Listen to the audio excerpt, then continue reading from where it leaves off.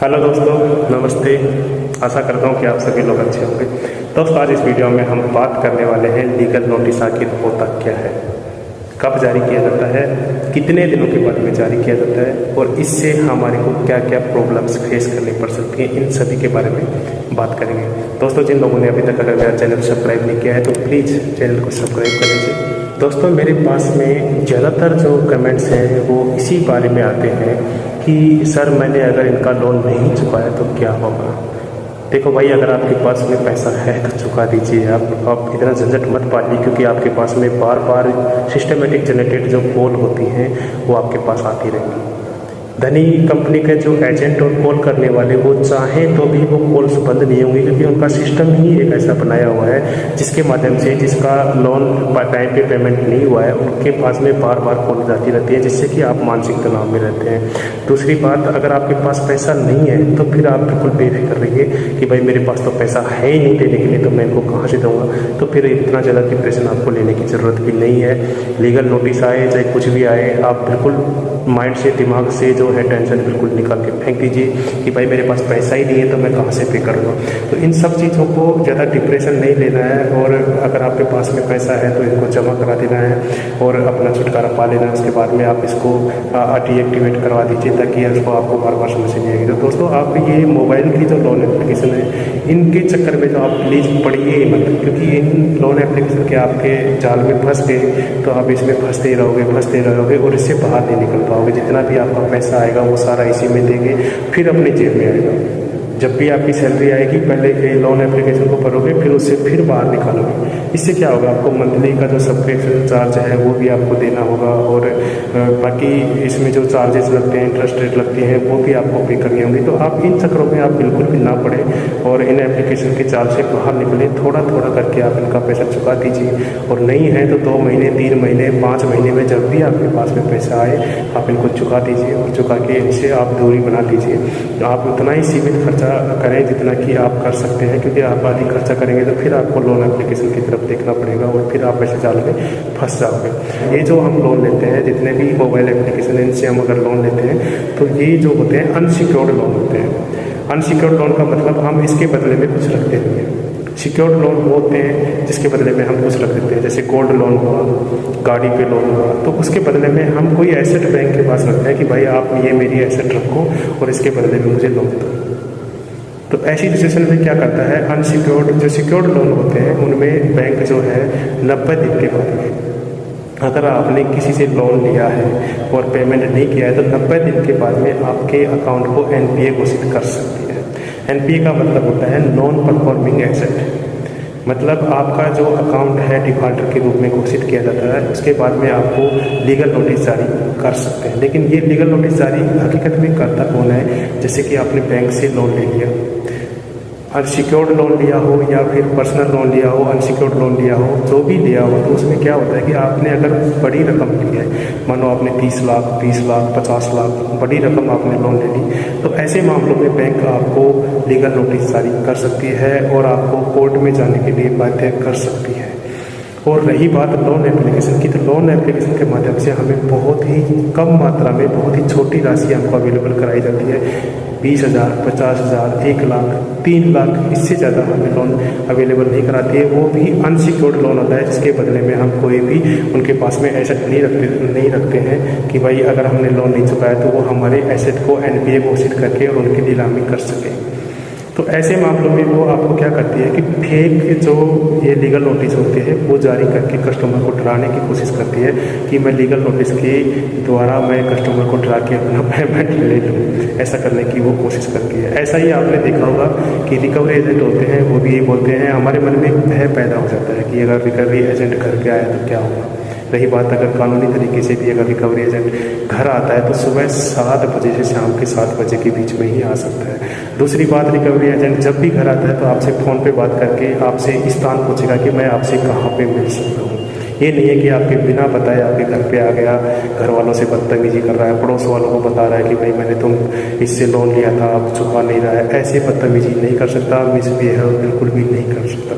इसीलिए मैं आप लोगों को कहता हूँ कि अगर आपने लोन लिया है तो आप अपने अधिकारों को जानिए।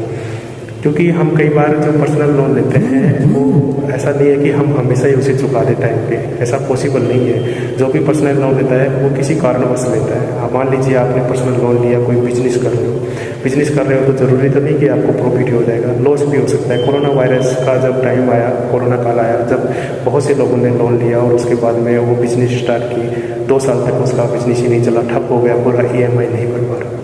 तो गवर्नमेंट ने उसके लिए मेमोरेंडम दिया था कि भाई आप कोई बात नहीं, आपके पास में पैसा नहीं है तो आप 2 साल के बाद में या उसकी टाइम पीरियड 6 महीने, 8 महीने, 12 महीने बढ़ा सकते हो, जिससे कि आपको लोन देने में असुविधा ना हो।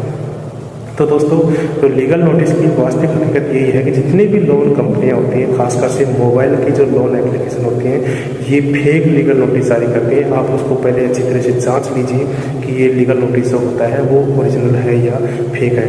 मेरा जहाँ तक मानना है 99% जो लीगल नोटिस होते हैं वो फेक होते हैं, सिर्फ और सिर्फ कस्टमर को डराने के लिए। और रिकवरी एजेंट और कॉल्स का भी यही होता है कि कस्टमर बार बार तंग आके और हमें पेमेंट करते हैं।